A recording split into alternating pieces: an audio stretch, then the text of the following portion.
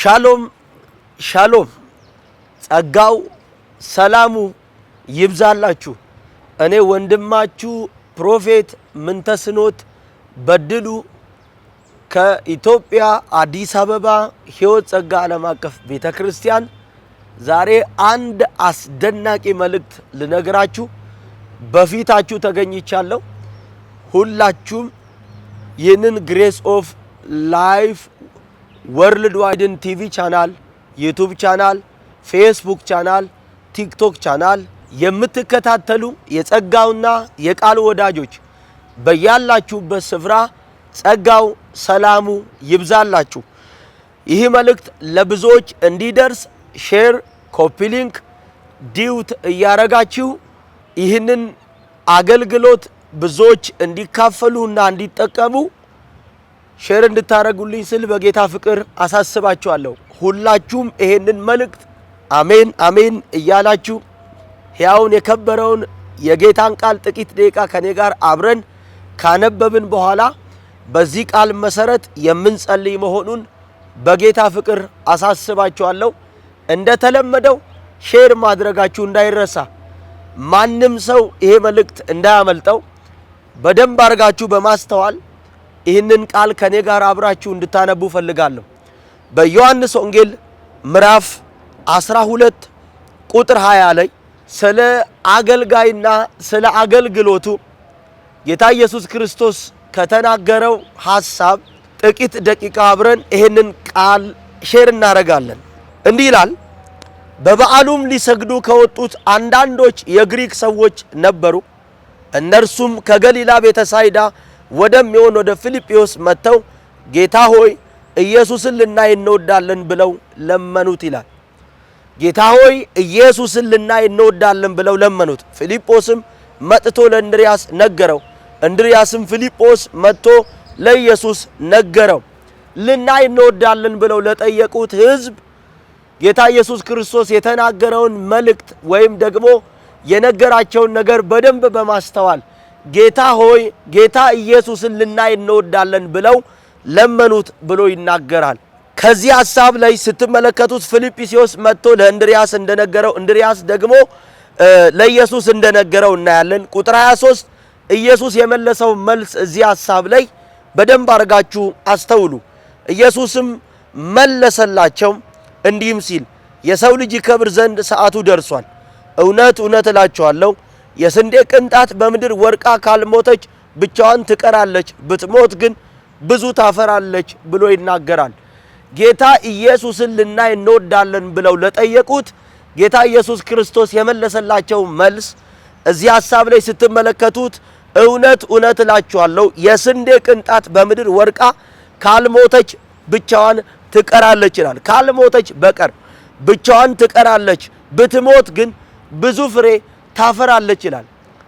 ጌታ ኢየሱስን ወይም ደግሞ የእግዚአብሔር ክብር የሆነውን ኢየሱስን ሊያዩ ለጠየቁ ሰዎች ጌታ ኢየሱስ ክርስቶስ የመጀመሪያው የመለሰላቸው መልስ እንዲህ ብሎ ይነግራቸዋል፣ እንዲህ ብሎ ያሳውቃቸዋል።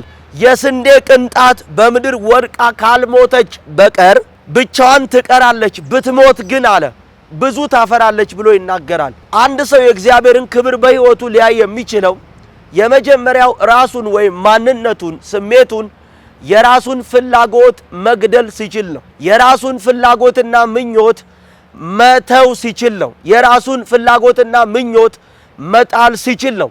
ራሱን ይህንን ክብር ሊያይ ወይም ኢየሱስን የእግዚአብሔር ክብር የሆነውን ኢየሱስን ሊያይ ሲወድ የመጀመሪያው በውስጡ ያለውን ማንነት የሥጋን ሐሳብ ሊገድል እንደሚገባውና ሲገድል ግን በምድር ወድቆ ሲነሳ ብዙ ፍሬ ሊያፈራ እንደሚችል ካሊያ ደግሞ ይሄንን ክብር ወይም ደግሞ ፍሬ ሊያፈራ እንደማይችል ጌታ ኢየሱስ ክርስቶስ ይነግራቸዋል።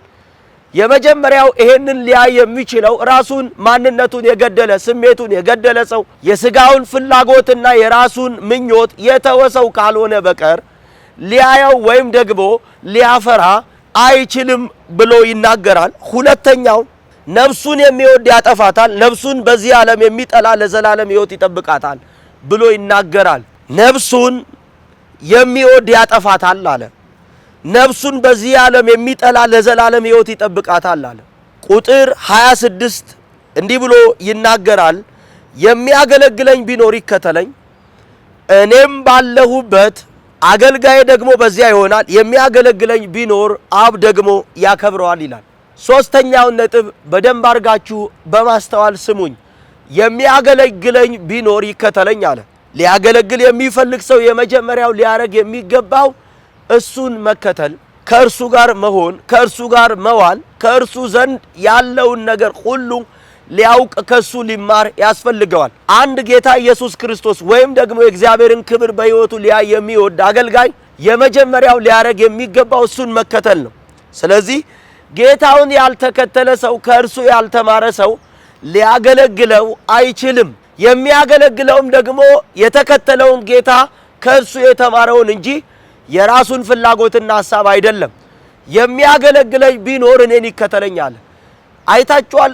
ለማገልገል የሚወድ የሚፈልግ የመጀመሪያው ጌታውን ሊከተልና ከጌታው ሊማር የሚገባውን ነገር ሁሉ ሊያውቅ ዘንድ ያስፈልገዋል። አንድ አገልጋይ የሚያገለግለው የተከተለውን ጌታና የተማረውን ከእሱ እንጂ እሱ የሚፈልገውን አይደለም። አያችሁ፣ ለማገልገል የመጀመሪያው የሚያስፈልገው እሱን መከተል ነው። ከእርሱ ልናውቅ የሚገባውን የእሱን መንገድ። አሜን። ስለዚህ እዚህ ሐሳብ ላይ ስትመለከቱት የሚያገለግለኝ ቢኖር ይከተለኝ አለ። ስለዚህ የሚያገለግለው የተከተለውን ጌታ ወይም ከእርሱ የተማረውን እንጂ እሱ የሚፈልገውን አይደለም። ስለዚህ ጌታን ለማገልገል እሱን መከተልና ከእርሱ ጋር መሆን፣ ከእርሱ ጋር መዋል፣ ከእርሱ ልንማር የሚገባውን ነገር ሁሉ ልንማር ዘንድ ያስፈልገናል። ከእሱ የተማርነውን ነው የምናገለግለው። ከእሱ ያወቅነውን ነው የምናገለግለው። ከእርሱ የተቀበልነውን የተካፈልነውን ሕይወት ነው የምናካፍለው። ስለዚህ አንድ አገልጋይ በሕይወቱ ጌታን ሊያገለግል የሚወድ ከእርሱ የሆነውን የተማረውን ከእርሱ ጋር ያሳለፈውን የተካፈለውን ሕይወት ነው ለሌሎች ማካፈል የሚችለው። ስለዚህ ያልተማረ ሰው፣ ከእርሱ ጋር ያልተከተለ ሰው፣ ከእርሱ ጋር ያልዋለ ሰው፣ ከእሱ ጋር ያላሳለፈ ሰው ጌታውን ሊያገለግል አይችልም። ሶስተኛው አራተኛው ነጥብ ጌታን የሚያገለግል መገኛው የት ነው?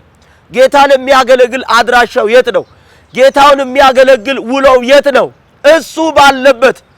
የሚያገለግለኝ ከእኔ ጋር እኔ ባለውበት ደግሞ በዚያ ይሆናል። አያችሁ፣ ጌታን ሊያገለግል የሚወድ ሰው መገኛው የመጀመሪያው እሱ ባለበት፣ ክብሩ ባለበት፣ ህልውናው ባለበት፣ መንፈሱ ባለበት፣ ቅባቱ ባለበት፣ ሀሎቱ ባለበት። አሜን። ስለዚህ ጌታን የሚያገለግል መገኛው፣ ጌታውን የተከተለ ሰው መገኛው፣ ከጌታው የተማረ ሰው መገኛው፣ ከጌታ ጋር አብሮ የዋለ ሰው መገኛው እሱ ባለበት ከእርሱ ጋር መሆን ነው። አሜን። ስለዚህ ዛሬ ጌታን ልታገለግሉ የምትወዱ የመጀመሪያው ልትከተሉ የሚገባችሁ ነገር ቢኖር ከእርሱ ጋር መሆን፣ ከእርሱ ጋር አብሮ ማሳለፍ፣ ከእርሱ ጋር መዋል፣ ከእርሱ ጋር ጊዜ መውሰድ ነው። ያን ጊዜ መገኛችሁ ህልውናው ባለበት ይሆናል። መገኛችሁ ክብሩ ባለበት ይሆናል። መገኛችሁ የእግዚአብሔር ደስታ በእናንተ ሕይወት በሚፈጸምበት ይሆናል። ሃሌሉያ። ስለዚህ ጌታን መከተል ማለት ምን ማለት ነው? ጊዜያችንን ከእግዚአብሔር ቃል ጋር ማሳለፍ፣ ጊዜያችንን በጸሎት በእግዚአብሔር ፊት ከመንፈስ ቅዱስ ጋር አብሮ መሆን መቆየት ነው። ያን ጊዜ እሱን የምናገለግል ስንሆን ወይም እሱን የምንከተል ስንሆን መገኛችን የሚሆነው የእግዚአብሔር አብሮነት፣ ህልውናው፣ ቅባቱ፣ ጸጋው፣ መገለጡ፣ መንፈሱ ባለበት መገኛችን ይሆናል። ሃሌሉያ። አንድ በረከት እባርካችኋለሁ። የሚያገለግለኝ ቢኖር ይከተለኝ አለ። አያችሁ፣ እሱን ስንከተል እኔ ባለውበት የሚያገለግለኝ ቢኖር ደግሞ አለና እኔ ባለውበት ከእኔ ጋር በዚያ ይሆናል አለ።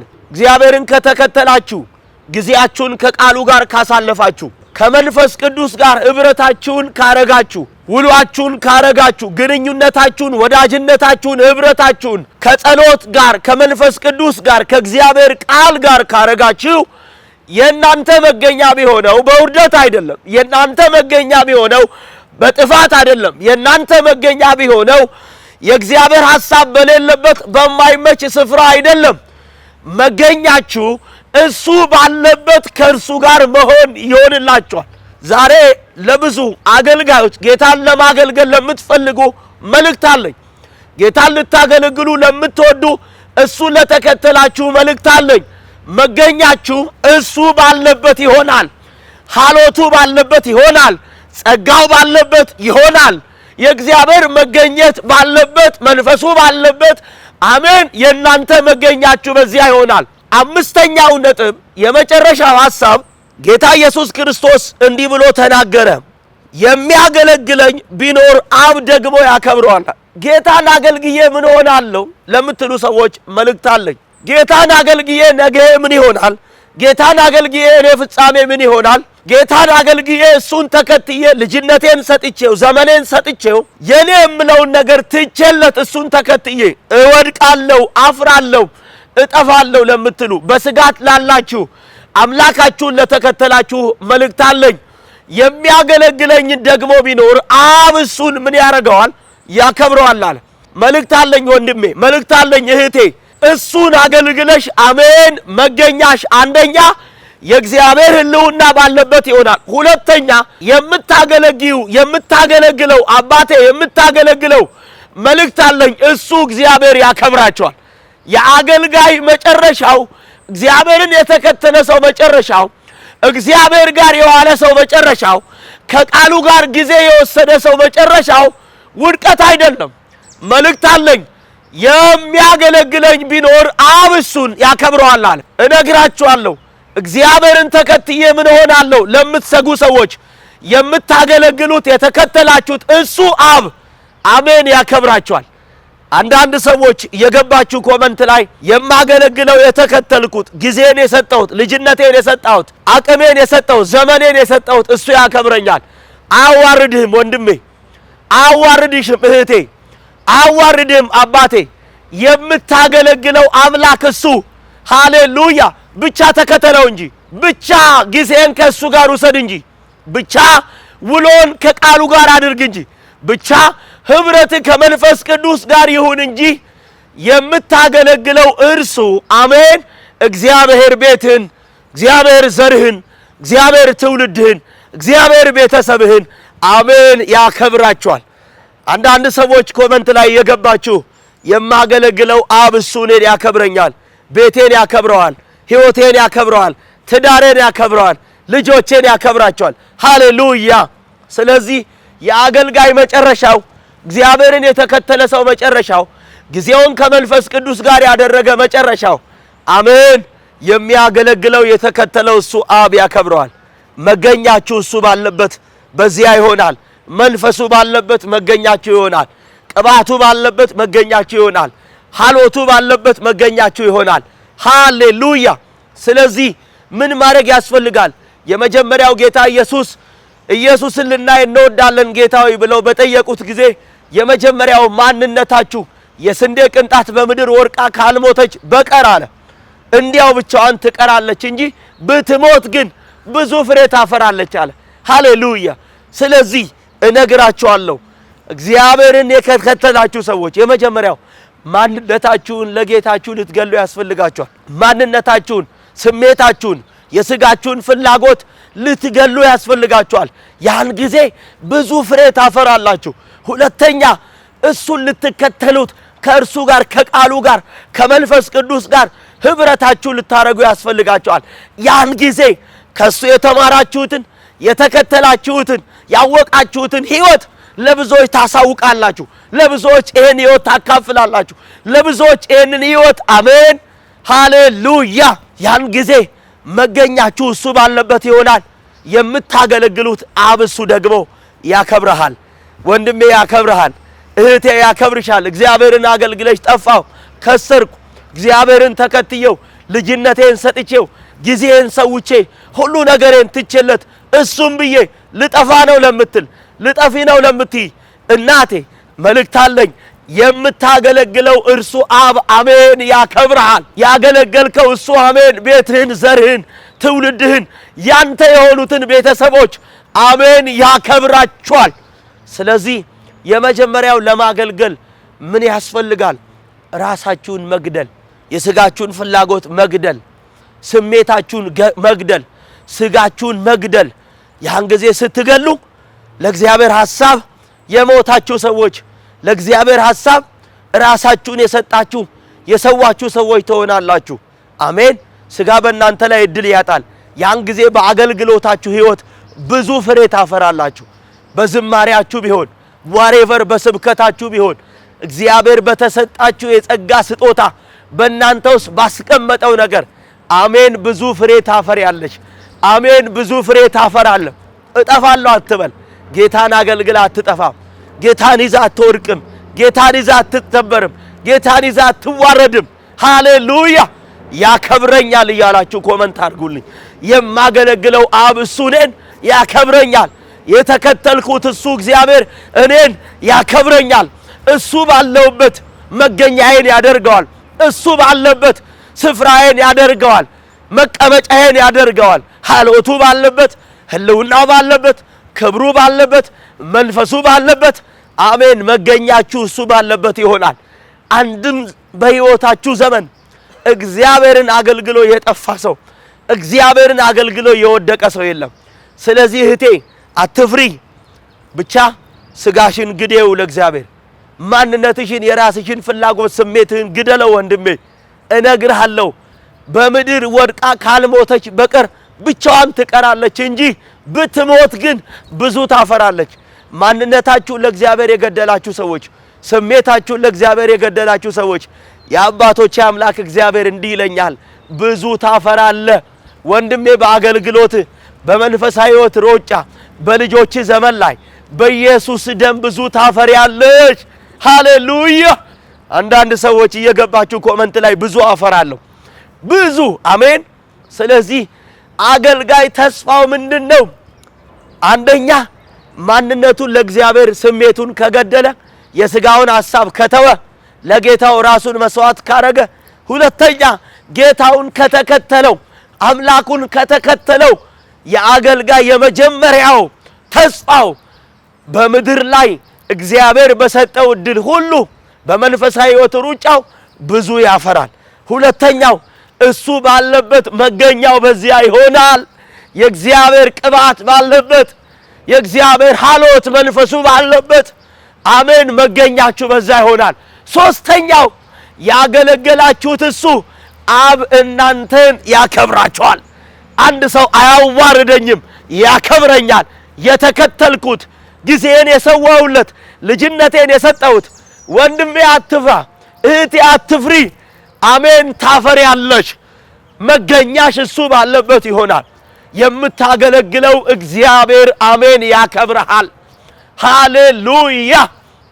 ስለዚህ ለማገልገል ራሳችንን መግደል ስሜታችንን ያስፈልገናል። በደንብ አስተውሉ። ዳዊት ጌታውንም ይወድ ነው፣ ነገር ግን ከእግዚአብሔር የተማረ ዕውቀት አልነበረው። ዳዊት እግዚአብሔርን አምላኩን የሚወድ ነው። ጌታውን ሊያገለግል የተመረጠ በእስራኤል ንጉሥ እንዲሆን እግዚአብሔር የጠራው ሰው ነው። ነገር ግን ከምርኮ አገር ታቦቱን ሊያመጣ አያችሁ፣ ጌታ ኢየሱስ ክርስቶስ የሚያገለግለኝ ቢኖር ይከተለኝ። ለምን? አገልግሎት በስሜት አይደለም። አገልግሎት በሙቀት አይደለም። አገልግሎት በሰው ጥበብና በሰው ችሎታ አይደለም። ወንድሞቼ ዳዊት በእስራኤል ንጉሥ እንዲሆን እግዚአብሔር የፈረሰውን የእስራኤልን ቤት ቅጥር ሊያድስ የተወሰደውን ምርኮ እግዚአብሔር ሊመልስ በእስራኤል ላይ እንዲነግስ የጠራው ሰው የመረጠው ሰው ነው። ነገር ግን ዕውቀት አልነበረውም። አያችሁ ከምርኮ ሀገር የሄደውን ታቦት ሊያመጣው በወደደ ጊዜ በዚያ ዘመን ተመልከቱት። ታቦቱን ምንድን ያደረገው ዳዊት ተመልከቱት። በሚፋንኑ በሬዎች አህያዎች ላይ ታቦቱን አስቀመጠ። ታቦቱን ይዞ ሲመጣ ፋነኑ በሬዎች። ታቦቱ ሊወድቅ ሲል ሆዚያን እጁን ዘረጋ፣ ቀሰፈው፣ ሞተ። ዳዊት ታቦቱን ያመጣውም ዘንድ ፈራ ይላል። ለምን? ዕውቀት አልነበረውም። አያችሁ ለማገልገል የመጀመሪያው ከእግዚአብሔር ዕውቀት ሊኖረን ያስፈልጋል። እሱን መከተል፣ የእሱን መንገድ ማወቅ፣ ከቃሉ ጋር ጊዜ መውሰድ፣ ከመንፈስ ቅዱስ ጋር አብሮ በጸሎት ሕይወት ጊዜ ማሳለፍ ያስፈልጋል። ስለዚህ ታቦቱን ዳዊት ሊያመጣው በሬዎች ላይ ነው የጫነው። በሬዎች ሲፋንኑ ታቦቱ ሊወርቅ ሲል ሆዚያን እጁን ዘረጋ። ያን ጊዜ ታቦቱ ቀሰፈው።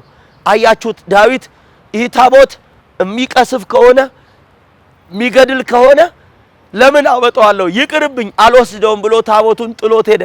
አያችሁ? ለምንድን ነው ዳዊት ይህን ያደረገው? በዚያ ዘመን ታቦቱን እንዴት አድርጎ ይዞ መጓዝ እንዳለበት እንዴት አድርጎ ይዞ መምጣት እንዳለበት ዕውቀት አልነበረውም። ያን ጊዜ ለሌላው የጉዳት የሞት ምክንያት ነው የሆነው። ሆዚያን ኃጢአት ሰርቶ አይደለም። አያችሁ? የዳዊት አለማወቅ፣ የዳዊት ከእግዚአብሔር ጋር ጊዜ አለመውሰድ፣ ለዳዊት አለመብቃት አያችሁ ለሌላው ሰው ሞት ምክንያት ነው የሆነው፣ ስብራት ነው የሆነው። አገልጋዮች አንድ ነገር ስሙኝ። ሁልጊዜም እግዚአብሔርን ልናገለግል ስንወድ ከእግዚአብሔር የተማርን ሰዎች፣ ከመንፈስ ቅዱስ ጋር ከቃሉ ጋር ጊዜ የምንወስድ ሰዎች ልንሆን ያስፈልገናል። ዕውቀት ከሌለን ታቦቱን እንዴት አድርጎ ማምጣት እንደሚችል ስላልገባው አያችሁ አገልግሎት ለሌላው መትረፍ ብቻ አይደለም። ቅዱሳን ካላወቅነው ዕውቀት ከሌለን እንዴት አድርገን ታቦቱን ይዘን መቀጠል እንደሚገባን ካላወቅን በዚያ ታቦትኛ እንሰበራለን፣ በዚያ ታቦትኛ እንጠፋበታለን። ስለዚህ ዳዊት ዕውቀት ስለሌለው ሆዚያንን ሲቀስፍ ወይም ሲመታው አይቶ ሊወስደው አልወደደም። ነገር ግን ታቦቱ አቢዳራ ቤት ለ3 ወር በአደራ መልክ ተቀመጠ። የሚገድል ከሆነ ታቦቱ ይቅርብኛል። ከዚያ ዳዊት በኋላ በእግዚአብሔር ቃል ዕውቀት ማደግ ሲጀምር ዕውቀት ሲኖረው እንዴት አድርጎ መምጣት እንዳለበት ሲያውቅ ከጌታው ሲማር ያን ጊዜ አቢዳራ ቤት ታቦቱ ለ3 ወር በአደራ መልክ ሲቀመጥ ውጪውንም ግቢውንም እንደባረከ ሰማ። ዳዊት አሁን እንዲህ ብሎ ጠየቃቸው። ታቦቱን ለማምጣት እንዴት አድርጎ ማምጣት እንደሚገባው ተረዳ። አያችሁ የእግዚአብሔርን ነገር እንዴት አድርገን ማገልገል እንደሚገባን ዕውቀት ከሌለን ቅዱሳን ለሌላው የጥፋት ምክንያት እንሆናለን። አገልግሎት ስለመጣ ታቦቱ በሬ ላይ አይጫንም። አያችሁ ስለዚህ ዳዊት ሲገባው ለካስ ታቦቱን ሊሸከሙ የሚገባቸው ሌዋውያንና ካህናት የተቀደሱ ሰዎች ናቸው ታቦቱን ሊይዙ የሚገባው። ስለዚህ ዛሬም ጌታ ኢየሱስን ልናይ እንወዳለን ብለው ለጠየቁት እዩ ተመልከቱ አላላቸውም። የመጀመሪያው ማንነታችሁን ልትገሉ ያስፈልጋችኋል። ነፍሳችሁን ስለገባችሁ እውነት ልትሰጡ ልትሰዉ የራሳችሁን ፍላጎትና ምቾት ልትንቁ ያስፈልጋችኋል አለ። ያን ጊዜ እሱን ተከተሉት አላቸው። ከዚያ መገኛችሁ እኔ ባለሁበት በዚያ ይሆናል አላቸው። ዳዊት የመጀመሪያው ከእግዚአብሔር የተማረ ስላልነበር ለኦዚያን የጥፋት የመሰበር የሞት ምክንያት ነው የሆነው። ኃጢአት ሰርቶ አይደለም። የእግዚአብሔር ታቦት አይደገፍም፣ በማንም አይረዳም። ምንድነው የሚያስፈልገን ታዲያ? ታቦቱን እንዴት አድርገን በሕይወታችን ለቤተ ክርስቲያን በረከት እንድንሆን፣ ለምድር በረከት እንድንሆን፣ ለሕዝቡ በረከት እንድንሆን መጀመሪያ ታቦቱን እንዴት አድርገን በሕይወታችን ማስቀጠል እንደሚገባን፣ እንዴት አድርገን ይዘን መሄድ እንደሚገባን ዕውቀት ሊኖረን ያስፈልገናል። ስለዚህ ጌታ ኢየሱስ ክርስቶስ የሚያገለግለን ቢኖር ይከተለኝ ያለው በቂ ዕውቀት እንዲኖረን ነው። አገልግሎት በሞራል አይደለም፣ ከእግዚአብሔር የተማርን ሲሆን ነው ለኛ በረከት፣ ለቤተ ክርስቲያን በረከት። አብዛኛውን አገልጋዮች ማገልገል እንደ ዳዊት ይወዳሉ፣ ግን በቂ ዕውቀት ስለሌላቸው ለብዙ ሕዝብ ትውልድ መሰናክል እንሆናለን። ለብዙ ሕዝብ የጥፋት ምክንያት እንሆናለን። የመጥፋት ምክንያት፣ የመሰበር ምክንያት እንሆናለን። ስለዚህ ወንድሞቼ ልታገለግሉ ጌታን የምትወዱ ሰዎች ራሳችሁን ካዱ። ለገባችሁ እውነት ማንነታችሁን፣ ስሜታችሁን ግደሉ። ሁለተኛ ከእግዚአብሔር ጊዜ አሳልፉ። ከቃሉ ጋር ጊዜ አሳልፉ። ከመንፈስ ቅዱስ ጋር ጊዜ አሳልፉ። ያን ጊዜ መገኛችሁ እሱ ባለበት ይሆናል። የምታገለግሉት እግዚአብሔር ያከብራችኋል። በኢየሱስ ደም ጌታን አገለግላለሁ የምትሉ አገልጋዮች እሱን አገልግዬ እጠፋለሁ አትፍራ። የሚያገለግለኝ ቢኖር አብ ራሱ ያከብረዋል አለ። በኢየሱስ ስም ያከብርሻል። ቤትህን ያከብረዋል፣ ዘርህን ያከብረዋል፣ ቤተሰብህን ያከብረዋል፣ የዘመንን ያከብረዋል። አገልግሎትህን የኔ የምትላቸውን ዘራረግ አሜን፣ እግዚአብሔር ያከብርሃል። ስለዚህ ታቦቱን እንዴት አድርጎ ማኖር እንደሚገባው አቢዳራ ስላወቀ ዕውቀት ስለነበረው ታቦቱን አስቀምጦ በቤቱ አኖረው። ሲወጣ ግቢውም ውጪውም ነው የተባረከው። ዛሬ እንዴት አድርገን ታቦቱን ይህን እንዴት አድርገን መንፈስ ቅዱስን በቤታችን በሕይወታችን ማኖር እንደሚገባን ዕውቀት ካለን ዛሬም ግቢያችንም ውጪያችንም በእኛ ምክንያት ከተማችን ይባረካል። አገልጋዮች አያዋርድም። በአንተ ምክንያት ሰፈሩ ይባረካል፣ አካባቢው ይባረካል፣ ስፍራ ሁሉ መንደሩ አሜን ይባረካል። ጌታ እንዲህ ይለኛል፣ የሚያገለግለኝ ቢኖር ይከተለኝ፣ እኔ ባለውበት ደግሞ አገልጋዬ በዚያ ከኔ ጋር ይሆናል። የሚያገለግለኝ ደግሞ ቢኖር አብ እሱን ያከብረዋል። አትዋረድም። አሜን። ያከብርሻል። በአንቺ ምክንያት ሰፈሩ ይባረካል። በአንተ ምክንያት ከተማው ይባረካል፣ ሀገሩ ይባረካል፣ ቤተ ክርስቲያን ትባረካለች፣ ትውልዱ ይባረካል። በኢየሱስ ደም ቃል አወጣው። እንዲህ አለኝ፣ አገልግዬ ልጠፋ ነው፣ አገልግዬ ልዋረድ ነው። አትፍሪ፣ አትፍራ ወንድሜ፣ አትዋረድም። እነግርሃለሁ የምታገለግለው አብ እሱ አንተን ያከብርሃል። በኢየሱስ ደም ባረኳችሁ። ማንነታችሁን ስሜታችሁን ለጌታ ግደሉ። የራሳችሁን ነፍስ ለአምላካችሁ ስትሉ ማንነታችሁን አሳልፋችሁ ስጡ። ከዛ ተከተሉት። ጌታ ኢየሱስ ክርስቶስ ሕዝቡ ሁሉ ሲፈልገው ማንም ሊከተለኝ የሚወድ ራሱን ይካዳል። አያችሁ፣ ማንነቱን ያልካደ ሰው ጌታን ሊከተል አይችልም። ከዛስ መስቀሌን ተሸክሞ ይከተለኝ። ብዙ የሚጫንባችሁ የሚያስጨንቃችሁ ነገር ሊኖር ይችላል በሕይወታችሁ ዘመን። ነገር ግን እነግራችኋለሁ ማንነታችሁን ለጌታችሁ ከካዳችሁ በጌታ በኢየሱስ ደም እሱን ከተከተላችሁትና ከሱ ዕውቀት ካገኛችሁ መገኛችሁ እሱ ባለበት የእናንተ መገኛችሁ በዚያ ይሆናል። ቅባቱ ባለበት፣ ጸጋው ባለበት፣ በረከቱ ባለበት፣ መንፈሱ ባለበት ይሆናል። ያገለገላችሁት አብ እሱ እናንተን ያከብራችኋል። በኢየሱስ ደም ባረካችሁ። ሁላችሁም ነገ ዕለተ አርብ ሐምሌ 3 እንዲሁም ደግሞ ሐምሌ 4 አርብና ቅዳሜ ከነገ ማለዳው 1 ሰዓት ጀምሮ በአዲስ አበባ ሕይወት ጸጋ ዓለም አቀፍ ቤተክርስቲያን ልዩ የሆነ የእግዚአብሔርን ቃል የምንማማርበት፣ በአምልኮ ጌታን ከፍ የምናደርግበት፣ በትንቢት መንፈስ እግዚአብሔር ሕዝቡን የሚያጽናናበት የሚያንጽበት፣ ለሕሙማን እጅ በመጫን የሚጸለይበት፣ የእግዚአብሔር የማዳን ወንጌል የሚሰበክበት ልዩ ኮንፈረንስ ስለተዘጋጀ ነገ ሐምሌ 3 አርብን ከማለዳ 1 ሰዓት ጀምሮ እስከ ቀኑ 9 ሰዓት ድረስ እንዲሁም ሐምሌ 4 በአዲስ አበባ ሕይወት ጸጋ ዓለም አቀፍ ቤተክርስቲያን ሳር ቤት በሚገኘው አጥቢያ 2 ተከታታይ ቀናት ሐምሌ 3 እና 4 ማለትም ነገ ዕለተ አርብ እንዲሁም ቅዳሜ ሙሉ ቀን ልዩ ኮንፈረንስ ስለተዘጋጀ እንዲሁም ደግሞ ሐምሌ 5 ዕለተ እሁድ በሻሸመኔ ሕይወት ጸጋ ዓለም አቀፍ ቤተክርስቲያን የእግዚአብሔር ቃል በኃይል በስልጣን የሚሰበክበት፣ በመንፈስ ቅዱስ ምሪት እጅ በመጫን ለሕሙማን የሚጸለይበት፣ እግዚአብሔር ሕዝቡን በትንቢት መንፈስ የሚያጽናናበት የሚያንጽበት፣ በአምልኮ ጌታን ከፍ የምናደርግበት፣ የእግዚአብሔር የማዳን ወንጌል የሚሰበክበት ልዩ ፕሮግራም ስለተዘጋጀ ሁላችሁም እግዚአብሔር ያዘጋጀውን የሰባውን ግብዣ ለመካፈል ወዳጅ ዘመዶቻችሁን በመጋበዝ የታመሙ ሕሙማንን በማምጣት የበረከቱ ተካፋይ እንድትሆኑ ስል በጌታ ፍቅር ጋብዛችኋለሁ። ነገ ዕለተ አርብ ሐምሌ 3 እና 4 ቅዳሜ በአዲስ አበባ ሕይወት ጸጋ ዓለም አቀፍ ቤተክርስቲያን፣ ዕለተ እሁድ ደግሞ ሐምሌ 5 በሻሸመኔ ከማለዳው 3 ሰዓት እስከ 11 ሰዓት ተኩል ድረስ ልዩ ፕሮግራም ስለተዘጋጀ ማንም ሰው እንዳይቀር። አንድ ሰው ሲመጣ 400 ሰው የታመመም ያበደም የሞተም ይዛችሁ ኑ። በኢየሱስ ስም ነፃ ይወጣል፣ ይፈታል፣ ይፈወሳል። ማንም ሰው እንዳይቀር። እወዳችኋለሁ። ጸጋው ሰላሙ ይብዛላችሁ። ጌታን ለማገልገል የምትወዱ ሰዎች ማንነታችሁን ስሜታችሁን ለጌታ ግደሉ። አምላካችሁን እሱን ተከተሉት። ጊዜያችሁን ከመንፈስ ቅዱስ ጋር ከቃሉ ጋር አሳልፉ።